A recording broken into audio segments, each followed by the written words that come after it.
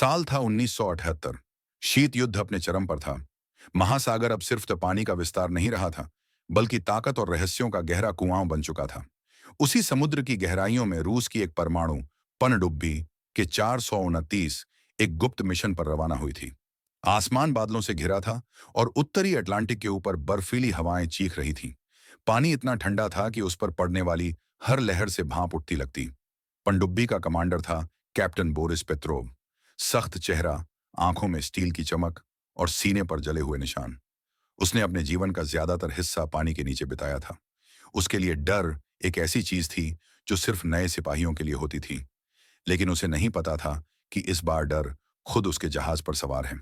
Command deck पर मशीनों की हल्की गुनगुनाहट थी। रेड लाइटें मध्यम जल रही थीं। हर बीप, हर पिंग, हर आवाज किसी गहरी सांस जैसी लगती थी।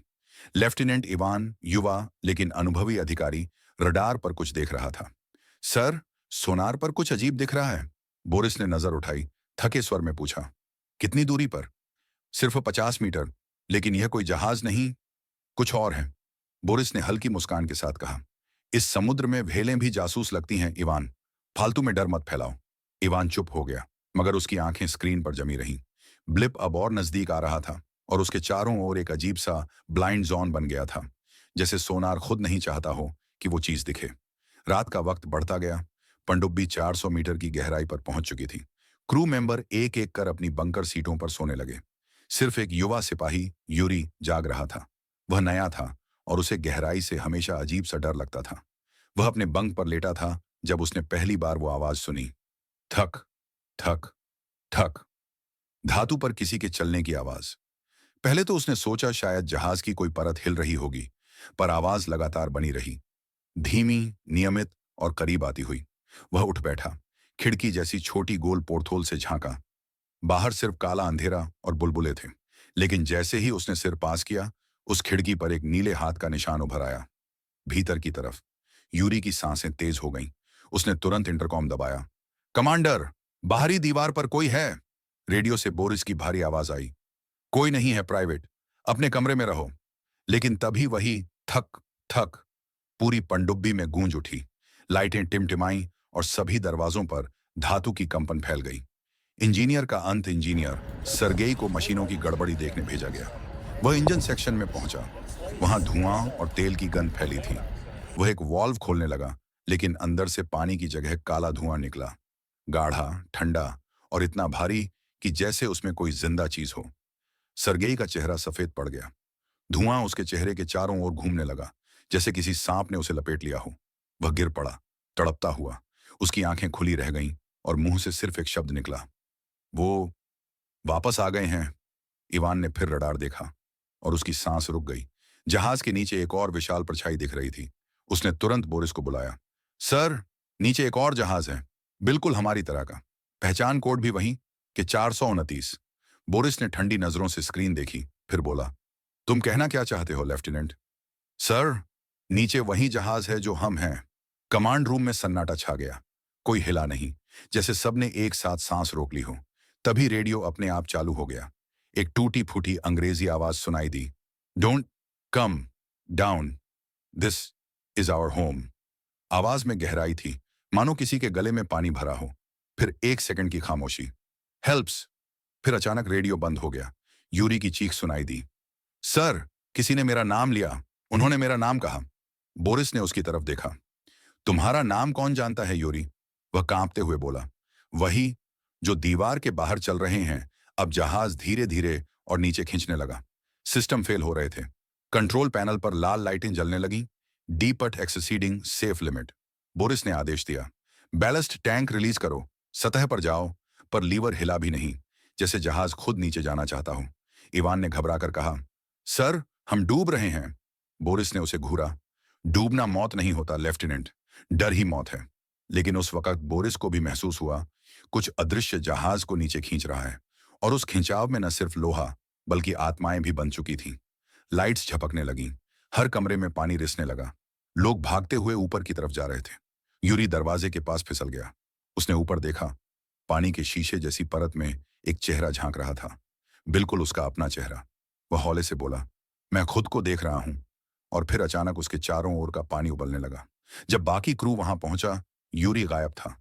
बस दीवार पर हाथ का नीला निशान बाकी था, जो धीरे धीरे मिटता चला गया। कमांड रूम अब आधा पानी से भर चुका था। रेडियो फिर चालू हुआ। हम पहले भी भेज चुके हैं। तुम वही सिग्नल हो, वही गलती? इवान ने डरते हुए पूछा। कौन हो तुम? आवाज ने जवाब दिया। हम वही हैं जो डूब चुके हैं। अब तुम्हारी बारी है। फिर सब शांत हो गया। बोरिस ने धीरे धीरे अपनी डायरी खोली। आखिरी पंक्ति लिखी।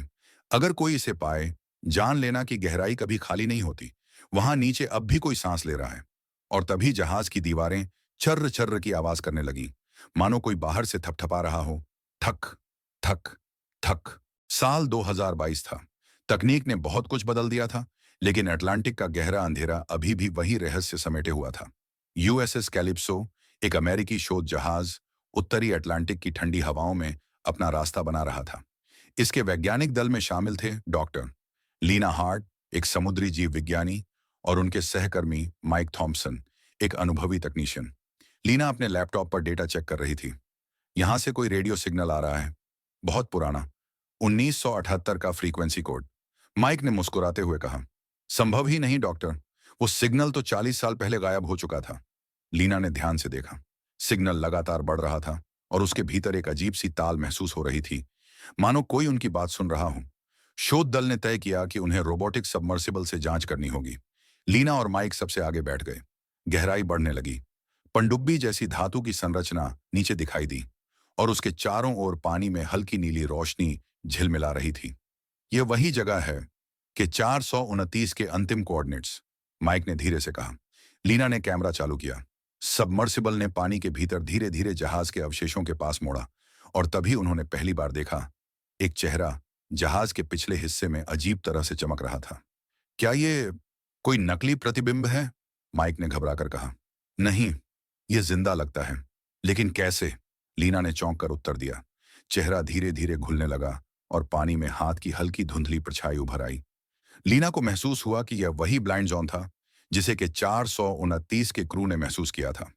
रात में शोध जहाज पर टीम ने रात बिताई। वहां हर आवाज डर बढ़ा रही थी। मशीनों का गुनगुनाना, लहरों की टकराहट और कभी कभी हवा में धीमी हंसी। डॉक्टर? लीना ने रिकॉर्डिंग सुनने के लिए लैपटॉप खोला। वहां बस एक शब्द बार बार सुनाई दे रहा था। गहराई। माइक ने सिर हिलाया। हम ऐसा कुछ सुन नहीं सकते। ये तकनीकी गड़बड़ी है।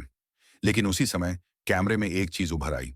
सबसे अजीब, एक पुराना रूसी ध्वज के 429 के अवशेषों पर हिल रहा था।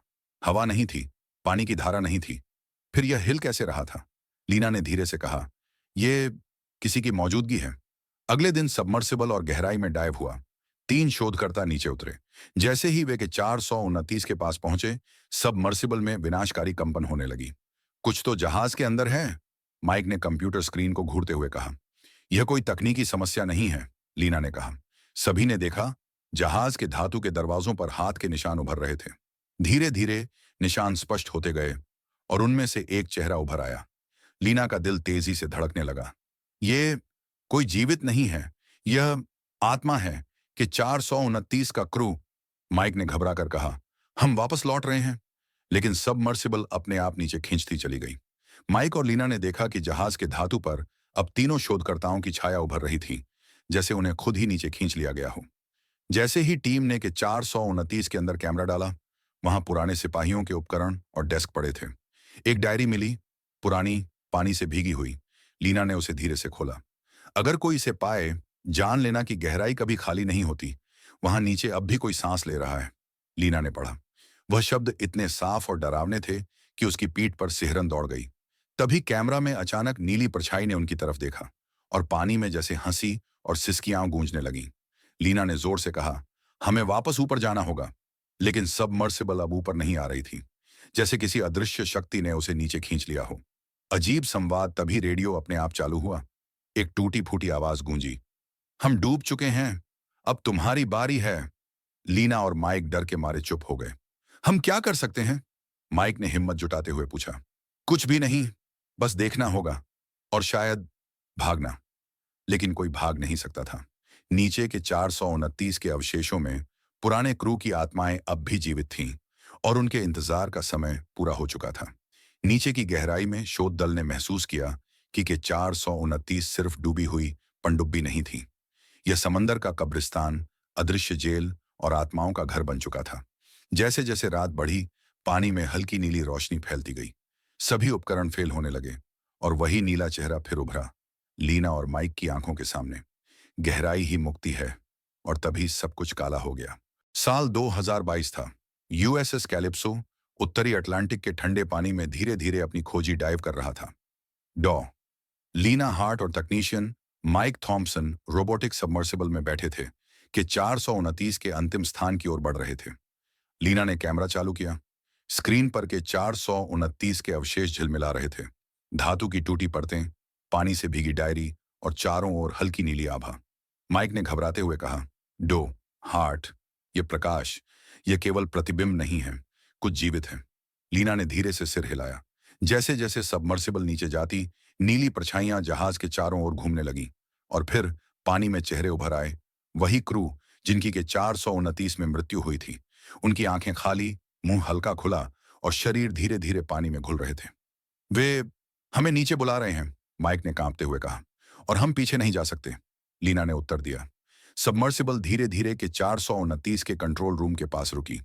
लीना ने देखा कि जहाज के डेक पर हाथ के निशान उभर रहे थे, फिर चेहरे साफ दिखाई देने लगे। कैप्टन बोरिस पेट्रोव और बाकी क्रू उनकी तरफ बढ़ रहे थे। हम क्या कर रहे हैं? माइक ने हिचकिचाते हुए पूछा। हम अब पीछे नहीं लौट सकते, लीना ने धीमे स्वर में कहा। सबमर्सिबल अचानक अंदर से कंपन करने लगी।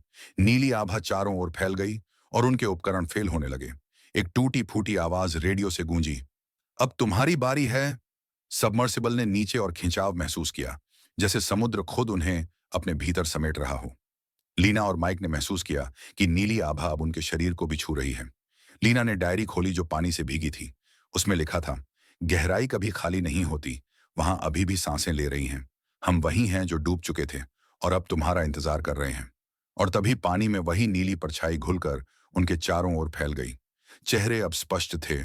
सभी क्रू मृत लेकिन जीवित प्रतीत हो रहे थे। वे धीरे धीरे सबमर्सिबल की तरफ बढ़ रहे थे।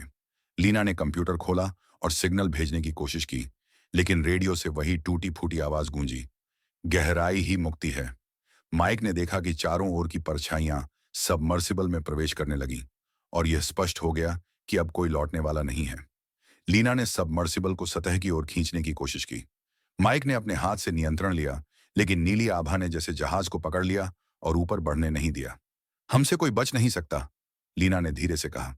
ये सब आत्माएं हमें नीचे खींच रही हैं कि 429 ने अपनी गिरफ्त में सबको ले लिया है। पानी की नीली रोशनी अब पूरी तरह सबमर्सिबल में घुल चुकी थी। लीना और माइक ने महसूस किया कि समुद्र की गहराई में समय और स्थान का कोई अर्थ नहीं रहा। उनकी सांसें धीमी पड़ गईं, शरीर भारी लगने लगा। यूएसएस कैलिप्सो के मुख्य जहाज पर वैज्ञानिकों ने बस एक अंतिम सिग्नल देखा, एक अजीब सा ब्लूप, नीली चमक और फिर पूर्ण अंधकार। किसी का संपर्क नहीं था, कोई जीवित नहीं मिला। समुद्र शांत हो गया, लेकिन के 429 अब भी वहीं थी, अपनी नीली आभा में, और इंतजार कर रही थी अगली आत्मा के लिए। कहते हैं, आज भी जब अटलांटिक के उस इलाके में कोई डाइव करता है तो उसे नीली चमक, धीमी हंसी और बुलबुले सुनाई देते हैं। और अगर कोई जहाज नीचे खड़ा होता है तो वह महसूस करता है कि समुद्र की गहराई कभी खाली नहीं होती। गहराई में अभी भी सांसें हैं और कि 429 अपनी आत्माओं के साथ हर आने वाले को बुलाती है।